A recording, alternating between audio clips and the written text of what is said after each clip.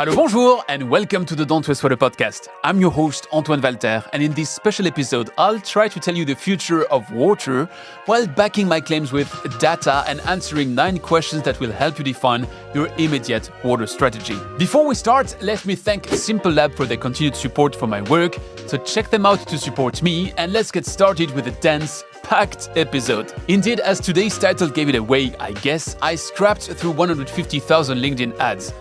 That's nice, it's a big number and it's hopefully somewhat impressive, but why? You know Simon Sinek, I guess, so let's go golden circle here, and before stepping into what I found, and there's juicy stuff, I promise, I believe we should swiftly go into why first and then how. With 1 billion users, LinkedIn is notoriously the business social platform and somewhat of a rolling, perpetual trade show or congress gathering and a proxy to take the pulse of the B2B world. Is it perfect? No, not everybody's on LinkedIn yet, but most companies are, at least in some form. And of all the demographics, the executive and sales teams are probably the most comprehensively represented over here.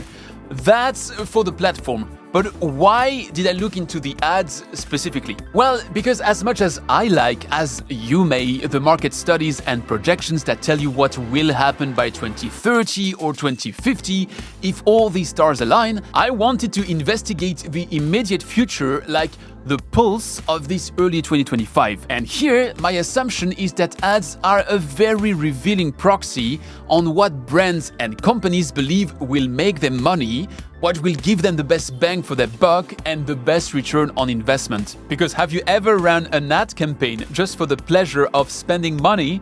I mean, LinkedIn advertising is probably one of the most expensive channels, so it's not exactly where you'd be turning to just to pump up a vanity metric. Or would you? Now, I could not totally rule out the typically corporate thing of, oh shit, it's the end of the year and we haven't spent our entire budget. Let's ensure to burn it now or it will be cut next year, so I decided to narrow the focus window to the one that sounded the least prone to that distortion, aka Q2 and Q3 of 2024. So my hypothesis is that dissecting what companies advertise on gives us the strongest hint of what they believe will pump up their numbers in a reasonable ROI time window, say a couple of months to half a year. And if you get that insight, you can in turn set your own priorities on addressing the hottest sections of the heat map, play the reverse card to bet stronger on an overlooked subsection, or inform your investment strategies with a so far overlooked source of intelligence. And what do I earn for that? Well, your gratitude, I hope. Yes, a call to action that early in the episode. You can tell I had a lot of fun computing huge Excel tables, so I'll shamelessly beg for your like right now and ensure to be worthy of it in what follows. Before we go to the results, a quick word on my methodology. I've used my good old beast of a refurbished server to go extract the ads in the LinkedIn library that used the keyword water or wastewater from April to September 2024. And as it's technically not a scrapping service, but my homemade scrappy version of it, dear LinkedIn, I beg for your mercy. Can we agree that my intentions are pure here? That feels weird, but I'll allow it. That's kind of you. Thanks. So then I categorized the results in a series of dimensions. My first approach was to slice the company cake by revenue layers, but it proved tedious and borderline inaccurate on most of the bottom layers, so I decided instead to go qualitative on that one and to single out only the large conglomerates that are not water companies. As that persona's involvement in water endeavors is a major bet for several water investors, I thought it would be interesting to look into their specific behavior, more to that later. Then I categorized all of them again into industry verticals by being a bit more specific inside the water envelope to add some granulometry. That was all complex to do and time-consuming, but not complicated. The challenging part was yet to come when I looked into the ads copy. For that again, I went in layers. First, I normalized out the contents. On LinkedIn, you can sponsor a post, a video, a job offer, and a quantity of stuff, but we want to compare apples with apples. For computing reasons, I had to leave out the image-only posts. I tried a bit of OCR there to try to describe the pictures and extract information, but I rapidly realized that would be long and probably too vague to be useful, as I have a refurbished server and not a full data center full of NVIDIA graphic cards willing to run the absolute best AI in a breeze. If you're poor, you can't afford it. Statistically speaking, though, the image-only ads represented less than 0.7% of the pool, so I'd say we're not losing too much on accuracy here. For the videos, though, I first ran into the same issue, as if I can't process stills, you understand why I have a hard time with moving images, but as they were a representative section of the pool, I couldn't leave them out. So I extracted and transcribed their audio to turn it into a similarish text content than a sponsored post. It's close enough, bro. So, now that we have text-only inputs for all the sample, I analyzed all of these inputs for commercial intent first. Is it brand awareness, event promotion, or solution marketing, for instance? Then I looked into the strategic intent, like thought leadership, market education, or innovation. And finally, I looked on the copy sentiment, crisis-focused, business value, or technical-centric, to just name a few categories here. To do so, I first wanted to leverage Llama 3 or Mixtral and my beefed-up grandpa computer, but I wasn't sold on the results, so I sliced my big pool into a series of smaller samples and ran it through GPT-01, which is a nightmare because you can't upload documents, and Claude Sonnet 3.5, which is easier but has a smaller character limit. And then I manually looked into the areas where they disagreed. Sorry to be nerdy here, this is not about AI or data science because I'm neither a programmer nor a data specialist, but it's for you to have a sound understanding of what I did, so that you can go through yourself the trust you'll give me on my findings. Last bit of context here, the other reason I invested on a server, beyond the need to have storage capacity to archive my interviews and videos, is that my experiment with the API-based H2O Oracle I built and shared with all of you in January 2024 for free was technically very successful, and many of you used it, again, and I insist, for free. But the problem is that APIs and cloud computing are super expensive, and I burned quite a lot of budget on this, so I had to pull the plug. But hey, I learned something. Just don't do it again. The cool additional feature of the server is that I can use its computing while on the go, which is still my job, so it happens quite a lot. And it's also the reason why I teased you this piece of content so much, is because I've been working on it heavily over the past weeks. Okay, so shameless plugs for the channel. Done. You know why I did that data plunge. That's done as well. And you know how I did it. I guess it's time to look for the results, right? So let's start with the first question. Where is the real money flowing? Is it to products or services? Everybody seems to agree that the money is in the services in the water sector, right? Well, the data says otherwise, though. The first striking pattern that emerges is that products still get the largest share here. Specifically, 56,700 ads, or 55.6% of the total, relate to launching new hardware, software, or treatment technologies. Within that subset, treatment solutions like membranes, filtration systems, purification units dominate, accounting for 73.3%, or 41,585 ads. Yeah, be ready for boring numbers, I'll try to be precise. Hardware-focused ads with over 18,000 mentions and software pitches with over 9,000 both appear regularly, but neither can match the sheer count tied to treatment tech. By contrast, 25,227 ads, or 24.7%, promote services such as operations, maintenance, or strategic consulting. These service-oriented ads often focus on engineering expertise, cited 26,502 times, or regulatory/regional knowledge, particularly for municipalities or industrial clients operating under strict environmental standards. There's also a notable cluster of 20,000 plus ads that marry the two approaches. They push solution marketing, like end-to-end packages, bundling hardware, software, and hands-on know-how. Advertisers pitching these integrated solutions argue that installing a pump, sensor, or membrane is only step one. Success depends on engineering support, data analytics, compliance monitoring, and continued service. Now, when we dig deeper into each slice, we find again a bit more nuance, as among product ads, references to purely hardware solutions like new pumps or sensor technologies show up 32% of the time, while software platforms and AI-driven dashboards account for 16.1%. Yet, treatment solutions remain vastly dominant, with 73.3% of product-focused ads name-checking things like ultrafiltration, reverse osmosis, or advanced oxidation processes. Meanwhile, service ads break down into engineering with over 42% of the mentions, consulting also often in the 40+% range, and operations and maintenance. If you wonder how all of these percentages add on, stop wondering. They don't. There is high overlap. Some ads emphasize both engineering and consulting or operations in the same text, indicating that many water players see services as a suite of offerings rather than a single vertical. So to me, the big picture is clear. The water sector's significant ad spend goes into trumpeting new or improved treatment products, often with a strong supportive nod to site services. Multiple advertisers highlight integrated product and service solutions, which tends to prove that hardware alone rarely solves today's water challenges. So products or services, clearly products with a big emphasis on treatment technology, membranes, advanced filtration, specialized chemistries, and then, somewhat in the back, engineering and consulting. Now, as I was categorizing this data, something became obvious.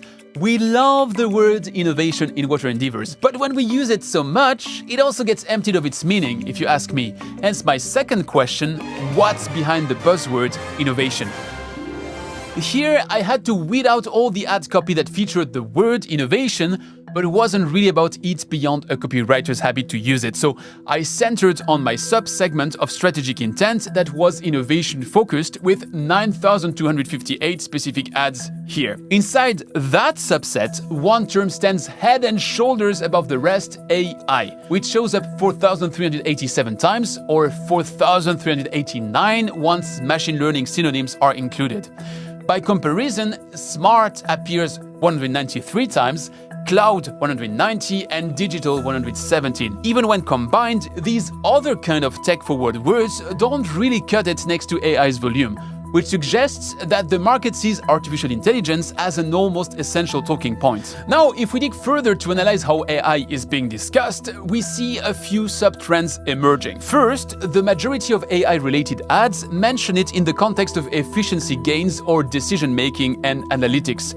For instance, ad copy might read, AI-powered predictive maintenance reduces pipeline failures by 30%, or harness AI to forecast water demand and optimize resource allocation. A smaller subset links AI to cybersecurity or fraud detection, showing that risk management through AI is on the table, but far less hyped. Even fewer ads, just a handful to be honest, highlight AI chatbots or consumer-facing virtual assistants, which confirms that most water advertisers are focusing AI investments internally on back-end processes, industrial optimization, and advanced analytics, not so much on customer-facing features. Okay, beyond AI, the next level of innovation heads towards automation and smart systems with 308 mentions, IoT with 86, big data 74, and cybersecurity with 36. Interestingly, there's a consistent pairing of IoT and big data, which underscores an emerging market for real-time sensor networks that feed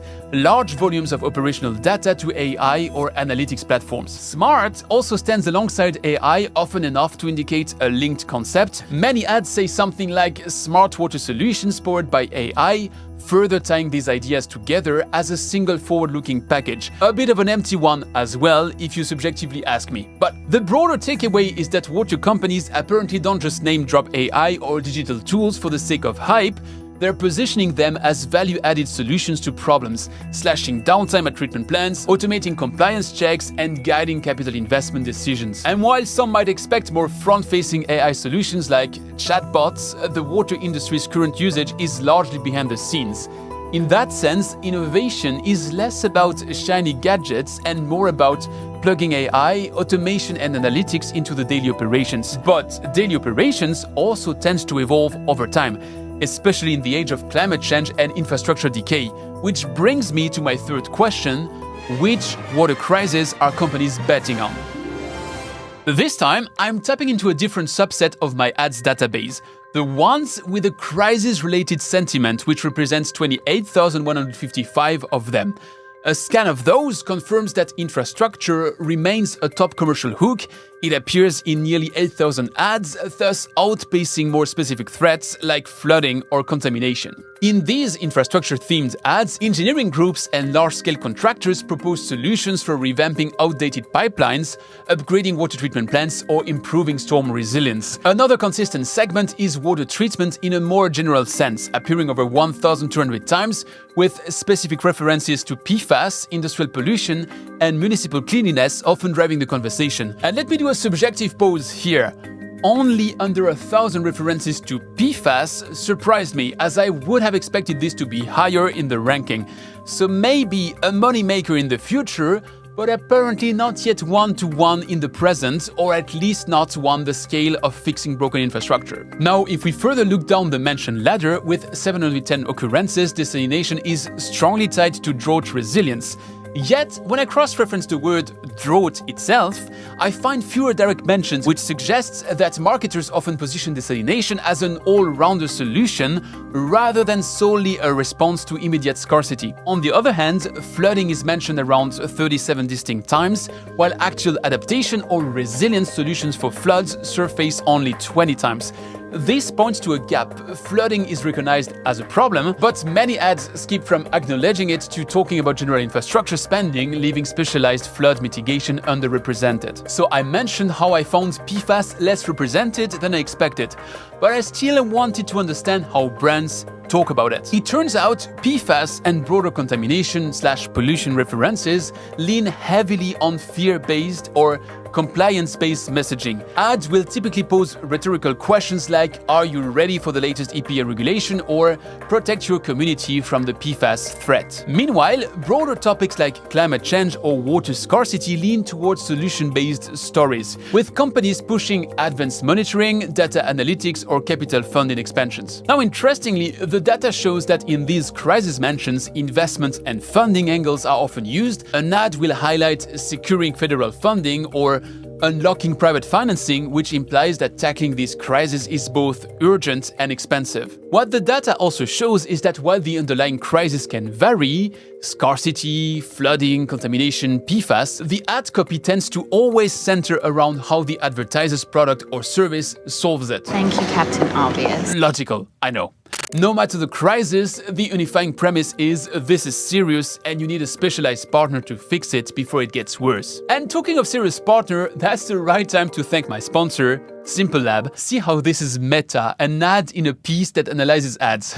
If you're in the water industry and you're running a water quality sampling campaign or tweaking plant process performance, SimpleLab has you covered. You can easily order online from over 275 commercial labs, a one-stop shop for everything from routine testing kits to specialized analyses like PFAS or microplastics. Instead of juggling multiple labs and complicated logistics, you get a single, streamlined process for ordering kits and reviewing results, plus there's always a real person to talk to. So if you're tired of cobbling together lab documents and quotes and services for each new requirement, or you just want to try a new way for more efficient testing of water samples, check out SimpleLab. They're all about making water quality testing, well, simple. So head to their website, the link is in the description, line up the test you need, hit order, and let them handle the rest. Thank you, SimpleLab, for the support, and let's move to my next question: who's hiring and for which roles?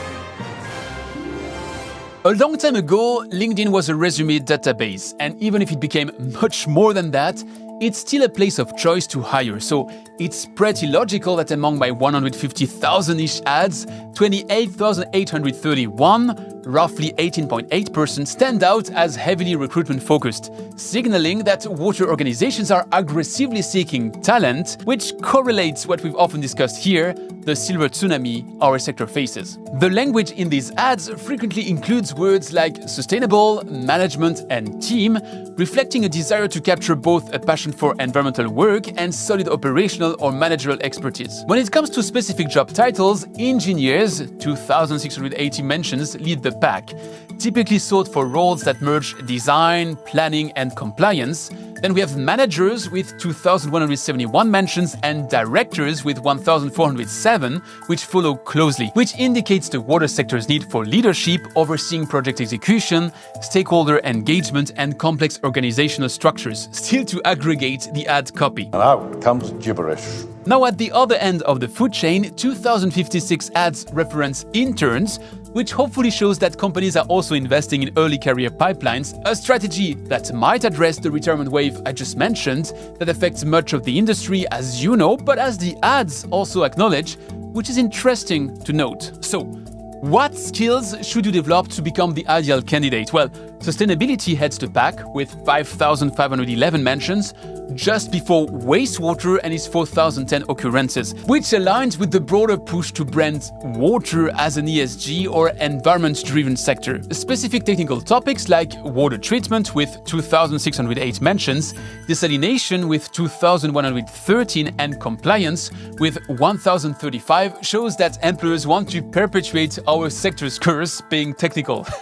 Now, with 359 mentions, ads referencing AI and automation are fewer, but highlight a trajectory towards digital transformation. As more companies adopt sensor networks or predictive analytics, they seek employees who can bring engineering and data-savvy thinking together. Advertisers also use recruitment to boost brand awareness. About 10,621 ads mention services tied to strategic projects, especially from consulting or design firms, while simultaneously saying join our team in a more generic fashion. As you would expect, the sentiment around these recruitment ads is strongly positive, with repeated words like impact, mission and opportunity painting a bright picture of working in water. Help must come to us. So all in all, these ads reveal a sector which is not only searching for technical know-how, but is also striving to project an innovative, collaborative image to attract the next generation of water professionals. Now, talking of water with a big W also misses the nuances inside the sector, which we'll further investigate with my next question. How do utilities advertising strategies differ from tech providers? Because yes, water utilities and tech companies both live under the water umbrella, but their ad messaging reveals some differences. Utilities push out a large number of market education ads, often focusing on public outreach, even in LinkedIn's B2B environments, but also community-level instructions or compliance updates. They also emphasize ESG and sustainability as part of their public service narrative, highlighting carbon footprint reductions or initiatives to keep water rates stable. Thought leadership appears in a smaller subset, usually revolving around the utilities' vision for future water management or their role in ensuring reliability for local residents. On the other hand, tech providers strongly push on innovation and tend to position themselves as the advanced solution to existing water challenges.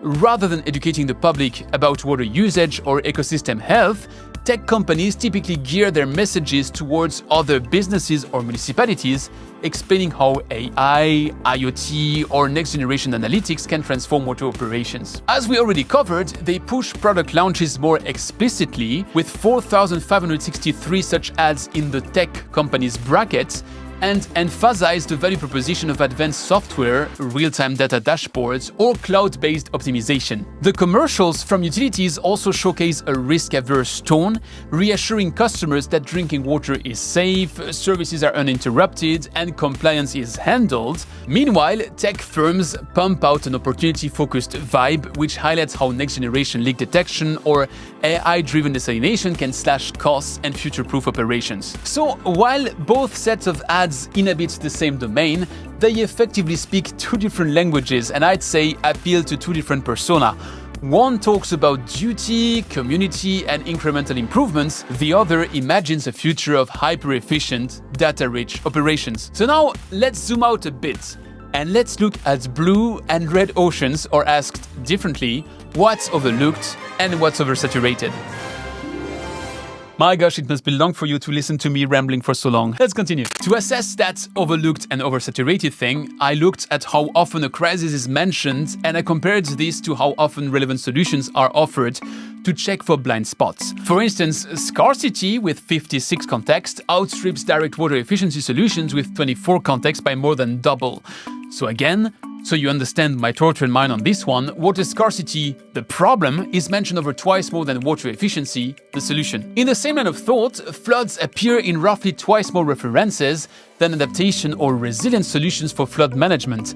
And again, this mismatch suggests that while ads acknowledge major threats, they often pivot to more general pitches like infrastructure upgrades or treatment, rather than specifying the smaller scale or emerging solutions that could mitigate these issues. Another gap lies in infrastructure failure mentions, which appear close to 0 times in explicit crisis language, even though the aging water grid is an industry headache. Meanwhile, nature-based solutions get about 200 440 total mentions, which is far behind engineered solutions for treatment, recycling or desalination. To be noted as well, there's also a minimal marketing focus on green infrastructure or other systemic methods of building resilience, which signals that plenty of companies perceive standard chemical or mechanical treatment as more straightforward to advertise. So that was for the overlooked. Now on the oversaturated side, treatment technology stands out. There's a deep concentration in water treatment, filtration and desalination, which overshadows the actual references to drought or pollution as the driving concerns. Recycling is another heavily promoted term, often disconnected from his circular economy counterpart,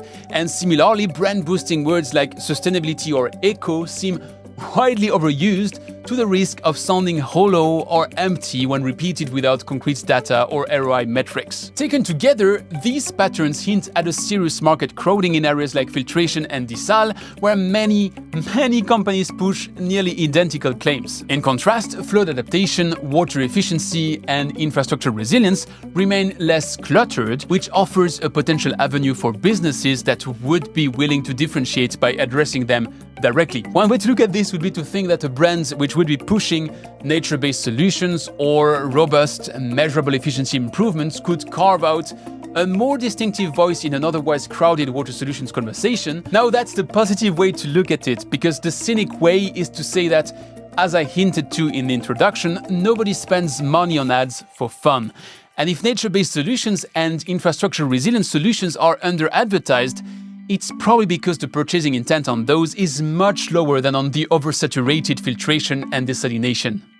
You decide which side of the coin you want to believe. Now, I also qualified LinkedIn in the beginning as a perpetual trade show or conference, which leads me to the logical next question: how are events shaping the conversation? Indeed, in a kind of Russian doll approach, in that said perpetual trade show, event promotions constitute over 16,000 ads, 10.43% of the overall dataset. That shows a substantial minority of advertisers still lean on in-person or virtual gatherings to reach their audience. Among the event types, conferences and summits lead at 4,239 mentions, closely followed by workshops and trainings, then trade shows and expos, and finally webinars. And while webinars often offer a quick, cost-effective way to share knowledge, physical conferences promote themselves as high-impact networking spaces. Now, looking at the strategic intent within event ads, 4 themes dominate. Innovation, with 4,971 mentions, positioning conferences as the place to see cutting-edge tech. Then thought leadership, with 4,107 mentions, which suggests that events aim to elevate expert voices and brand authority. Then market education, with 3,233 mentions, highlighting professional training or capacity building. And finally, ESG and sustainability, with 3,578 mentions, which pushes broader environmental or social responsibility discussions. A typical event ad might say, join us at the blah blah blah congress for the latest in digital water management, for instance, then combining an invitation with a subtle pitch that the advertiser's solutions or speakers are must-sees. FOMO always works, I guess. That old trick? Consulting firms, industry associations, and major tech companies appear especially keen on this format, tying events to meet our experts, explore our new AI platform, or learn from real-world case studies. Now, in the same time, utilities are less event-focused than one might expect.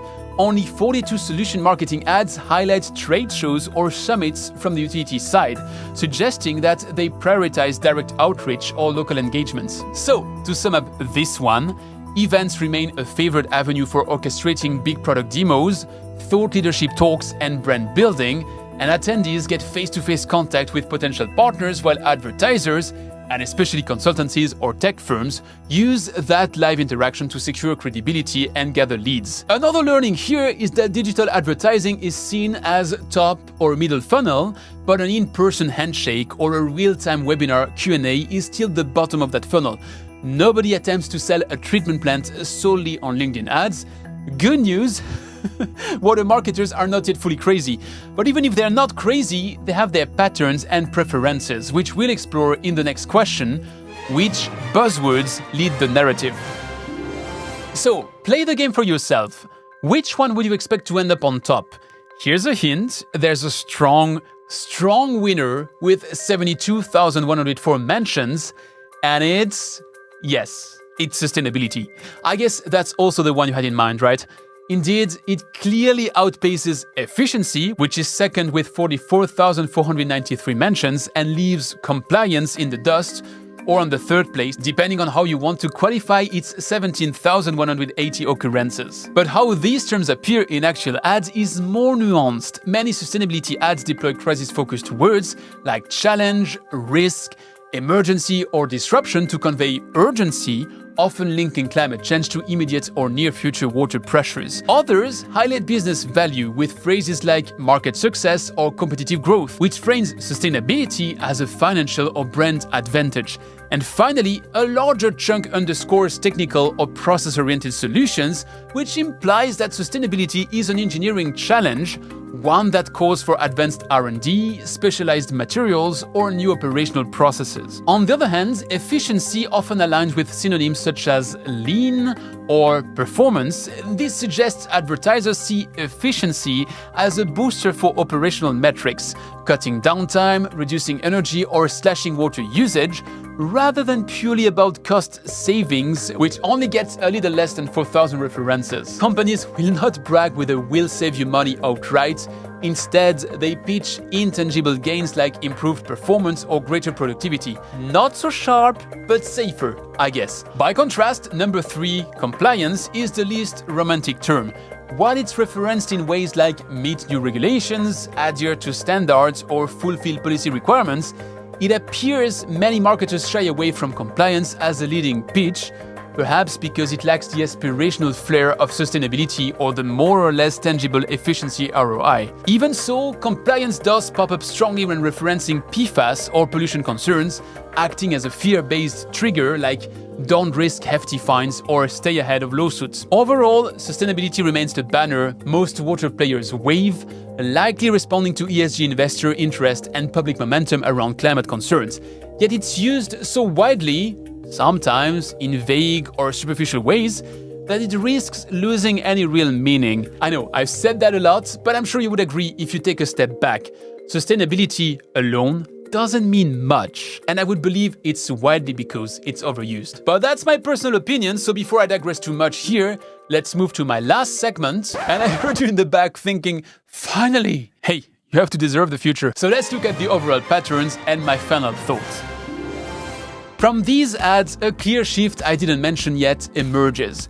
Public sector and NGO actors often have a heavier advertising presence than some might expect. They are spearheading campaigns about climate resilience, ecosystem preservation, or policy-driven solutions. For instance, climate-focused European organizations appear frequently, which underlines how the EU invests in water infrastructure and sustainability. Meanwhile, big private sector names like Veolia, Suez, or Xylem are not as visible in top-level ad counts, which suggests they rely more on direct B2B outreach, offline events, or existing brand equity rather than heavy LinkedIn ad investments. In terms of language, we see repeated references to ecosystem, biodiversity, and circular economy, especially in sustainability ads, and these words outnumber pure technology references like membrane performance or bioelectrochemical systems, which still is present to a broader extent than I would have expected.